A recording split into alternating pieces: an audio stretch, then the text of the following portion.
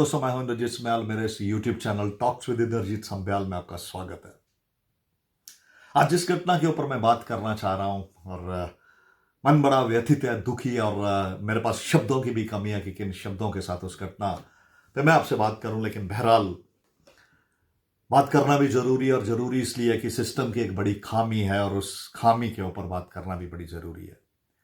जिस प्रकार लखनऊ के अलीगंज क्षेत्र में कल एक कोचिंग सेंटर में एक भयानक आग लगी और उस भयानक आग में लगभग जो अभी तक की सूचना है 15 से अधिक बच्चों की जान जा चुकी है और लगभग 30 से ऊपर लोग उसमें घायल हैं। जो मोटा मोटा विवरण अभी तक प्राप्त हुआ जब मैं ये वीडियो आपके समक्ष लेके आ रहा हूं।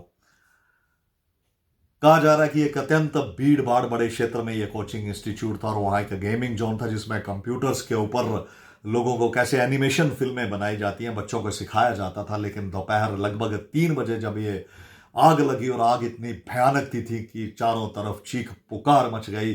कोई यहां भागने लगा, कोई वहां भागने लगा। कुछ बड़े ही खुशकिस्मत लोग थे जो सीढ़ियों के रास्ते नीचे आए और बकौल कई बच्चों ने तो ऊपर बिल्डिंग से ही नीचे छलांगे लगा दी और इनमें से कई बच्चों की रीढ़ की हड्डी भी टूट गई। और सब जी उन परिवारों पे क्या गुजर रही होगी जिनके नौनिहालों ने इस घटना पे इतनी भयानक भीषण त्रासदी में अपनी जान गंवाई है।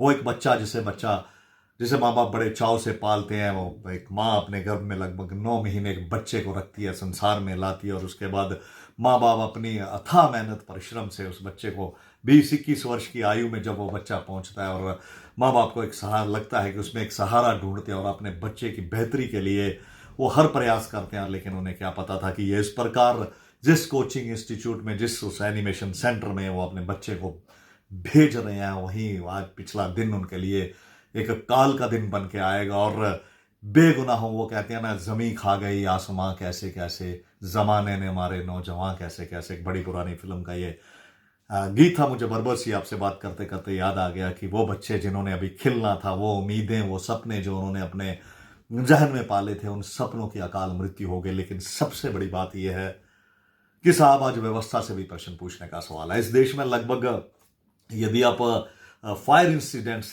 आग त्रासदियों का विवरण देखें तो लगभग 30-32 ऐसे बड़े बड़े ऐसे इंसिडेंट्स हुए हैं जिसपे लोगों ने जानें गंवाई हैं।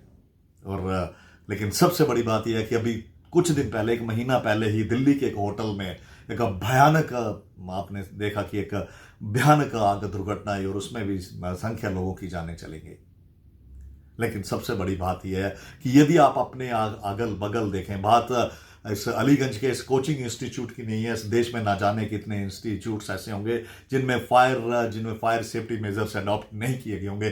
कितने होटल, कितने कोचिंग इंस्टीट्यूट्स। और यदि आप देखें तो धड़ल्ले से ये कोचिंग इंस्टीट्यूट्स ऐसी जगहों पे चलाए जा रहे हैं, ये एनिमेशन सेंटर ऐसी जगहों पे चलाए जा रहे हैं। यहाँ एक बंद कमरे में ही 50-50 बच्चे बैठते हैं और एक सकरी सी गली में उन्हें उस क्लासरूम तक जाना होता है और उस सकरी सी गली से ही वो वापस आना होता है। कि सकरी सी सीढ़ी होती है और वहीं से ऊपर जाना है और वही आने जाने का रास्ता होता है। नियमों की तमाम प्रकार की अनदेखी की जाती है लेकिन होता कुछ नहीं है। जैसे ये घटना हुई, हालांकि त्वरित उत्तर प्रदेश के मुख्यमंत्री योगी आदित्यनाथ ने अपने सारे कार्यक्रम कैंसिल किए।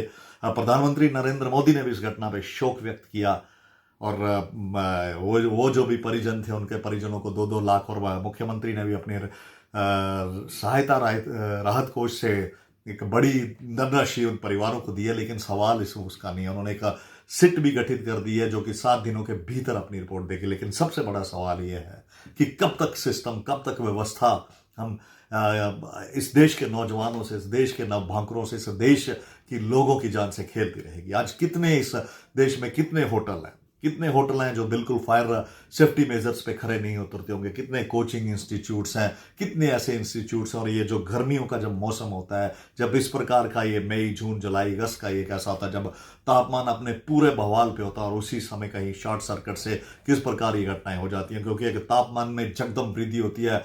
तमाम जो इंस्टीट्यूट्स होते हैं एयर कंडीशंस होते हैं और उनका जो आउटडोर यूनिट होती है वो भी वहीं इंस्टॉल की गई होती है। इससे स्पार्क होता है इतना जब तक कोई समय, और ये आग इतनी भयंकर होती है कि किसी को संभलने का मौका ही नहीं देती है। और इस प्रकार हम समझते हैं कि वो शाहिर का एक गीत है ना कि निजे जिन्हें नाज है हिंद पे आज वो कहाँ है। देखिए, सही बात है।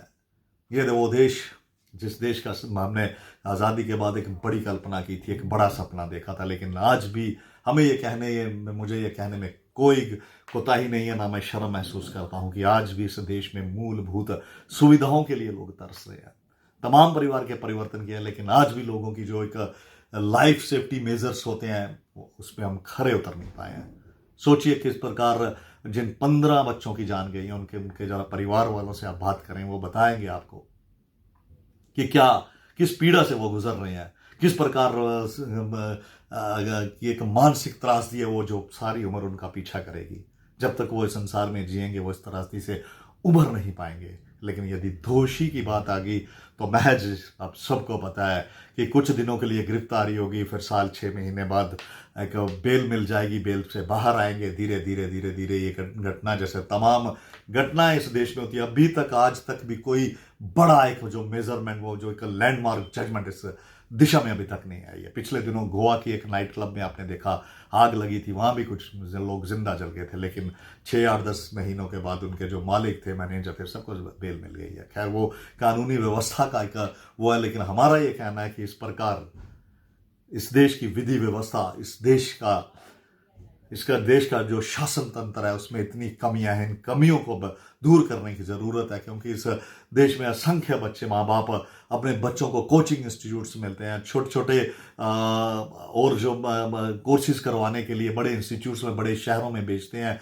लेकिन यदि उन शहरों में इस प्रकार के फायर सेफ्टी मेजरमेंट्स नहीं होंगे, इस प्रकार की घटनाएं होंगी, तो आप सोचिए कि क्या हालात, कितना रिस्क लेके वो बच्चे पढ़ते होंगे। लेकिन आज मैं एक चीज इस वीडियो के माध्यम से मैं आज एक बात पेरेंट्स को भी ये कहना चाहता हूं कि जब भी वो अपने बच्चे को किसी ऐसे इंस्टीट्यूट में भेजें, पहले जाके उनकी लाइफ की जो सिक्योरिटी मेजर्स हैं उनको देखें, फायर सेफ्टी मेजर्स को देखें, हर प्रकार का जब उन्हें लगे कि वो संतुष्ट है, उसी के बाद ही उस इंस्टीट्यूट में अपने बच्चों की एडमिशन करवाएं। केवल एडमिशन करवाने के लिए, पढ़ने के लिए भेजना है अब, क्योंकि वो चीज नहीं रही है।